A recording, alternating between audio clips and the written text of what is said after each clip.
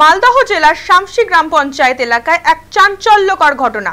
এবার সুদের জালে গরিবের জমি দখলের চেষ্টা আর সেই সব সহ্য করতে না পেরে আত্মহত্যার পথ এক ব্যক্তির। মৃতের নাম অমিত সাহা। পরিবারের দাবি, 2 বছর আগে তিনি এলাকারই পঞ্চায়েত প্রধানের স্বামী সিদ্ধার্থ রায়ের কাছ থেকে 10 লক্ষ টাকার ঋণ নিয়েছিলেন, কিন্তু মূল টাকা ফেরত দেওয়া হলেও ক্রমাগত সুদ নিয়ে চাপ ও হুমকি আসতে থাকে। অভিযোগ, সুদের নামে আরো 14 লক্ষ টাকা দাবি করেন সিদ্ধার্থ বাবু। শুধু তাই নয়, অমিতের জমি দখলেরও চেষ্টা চালানো হয় বলে অভিযোগ তুলেছেন মৃতের মা। শেষমেশ চূড়ান্ত মানসিক চাপে আত্মহত্যার পথ বেছে নেন অমিত। এই ঘটনার পর অভিযুক্তের বিরুদ্ধে চাচল থানায় লিখিত অভিযোগ দায়ের করেছেন নিহতের পরিবার। অন্যদিকে নিজের বিরুদ্ধে ওঠা অভিযোগ সম্পূর্ণ অস্বীকার করেছে সিদ্ধার্থ রায়। অভিযোগ পেয়েই পুরো ঘটনার তদন্তে নেমেছে প্রশাসন। এই মুহূর্তে আমাদের সঙ্গে টেলিফোন লাইনে রয়েছে আমাদের প্রতিনিধি সৌম্যজ্যোতি মণ্ডল। সৌম্যজ্যোতি, কি জানতে পারছো ওখানে?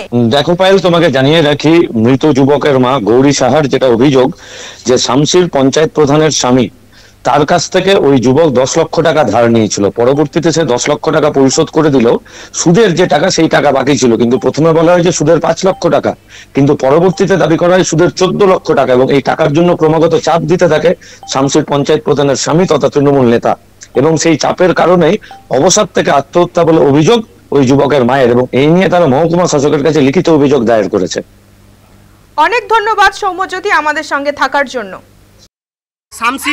শামসির কোনো প্রশাসন, কোনো পুলিশ কোনো কাজ দিচ্ছে না আমাদেরকে, কোনো প্রশাসন কাজ দিচ্ছে না আমাদের। এই যে কর্মদিশার নামে একটা ফান্ড খুলেছে, কিছুদিন আগে অমিত শাহ বিষ খেয়ে মারা গেছে। এই যে কর্মদিশা পাপা কিছুদিন আগে 10 লাখ টাকা নিয়েছিলাম, 10 লাখ টাকা শোধ হয়ে যাবে। কত টাকা ধার নিয়েছিলেন?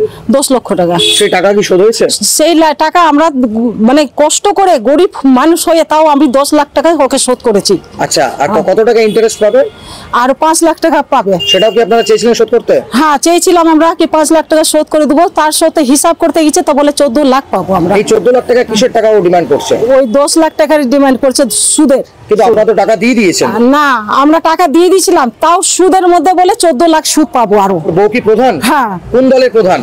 টিএমসি। সেই কারণে কি ক্ষমতা? হ্যাঁ, সেই কারণে ক্ষমতা। বলে কি আমাদের পাবো, আমার যা পাবর আছে তোরা কিছু করতে পারবি না। এখন আপনাদের কি অবস্থা?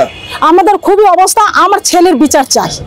ছেলের আমি যেখানে যাই আমাকে যেই বলে বিচারের কথা, আমি ছেলের বিচার চাই, আমি কিছু চাই না। পাওয়ার দেখাচ্ছে, প্রধানের পাওয়ার দেখাচ্ছে, হুমকি দিয়ে কথা বলছে, তুই যদি টাকা শোধ করতে না পারিস তাহলে তোর জমি বিক্রি করে আমি যে টাকা পাবো রাখবো, বাদ বাকি তোদের টাকা তোকে ঘুরিয়ে দিয়ে দিব। আমাদের জমি এখনো কবজা করে ওর কাছে রাখা আছে। আমার ভাইয়ের মৃত্যুর কারণ কি পাপাই? হ্যাঁ। কেন মৃত্যুর কারণ পাপাই? আমার ভাই যখন দোকানে বসতো তো কাস্টমার কিছু বুঝতো না, কাস্টমার কিছু বুঝতো না, ওর স্টাফ এসে সেই গালাগালি দিত, টাকা দিবি না কি বলছিস, বাড়ি চলে আসতো, রাস্তাঘাটে ধরতো। তার জন্য আমার ভাই মান সম্মানে লেগে ঘাস মারার বিষ খেয়ে নিয়েছে। এবারে বিষও যে খেয়েছে, আমার মাকে এসে রেকর্ডিংটা শোনায় যে মা পাপা এইভাবে বলছে। এই যে রেকর্ডিং শোনালো, মা শুনিয়ে মাকে বলছে, মা আমি একটু আসছি বাজার থেকে, এতক্ষণে শুনছি যে ঘাস মারার বিষ খেয়ে নিয়েছে।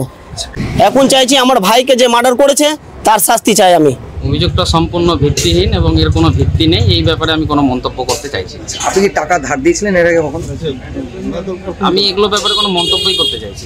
যে সমস্ত অভিযোগ উঠছে সেটা কি বলবেন এক কথায়? এগুলো সব ভিত্তিহীন অভিযোগ, এগুলোর ব্যাপারে দাদা আমি মন্তব্য করতে চাই।